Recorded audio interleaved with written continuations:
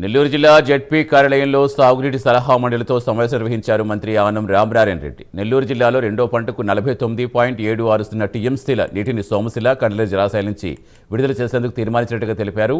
కూటమి ప్రభుత్వం అధికారంలోకి వచ్చాక జిల్లాలో 4,557 సాగునీటి పనులను 393 కోట్లతో చేపట్టినట్టు తెలిపారు. 34 కోట్ల నీటి తీరువాయి వసూలు చేయాల్సి ఉందని చెప్పారు. నీటిని వృధా చేయకుండా సమర్థవంతంగా వినియోగించాలని రైతులకు సూచించారు. గతంలో కూడా ఒక ప్రయత్నం చేశాం, ఇప్పుడు కూడా జరుగుతుంది.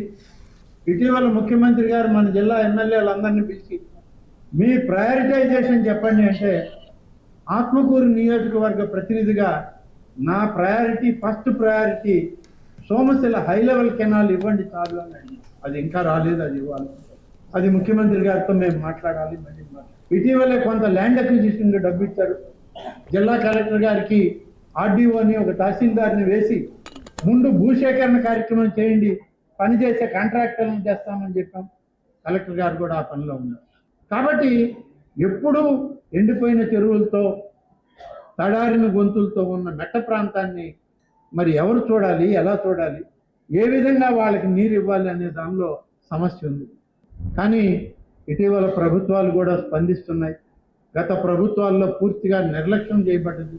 ఫస్ట్ ఫేజ్ పనులు చేయకుండా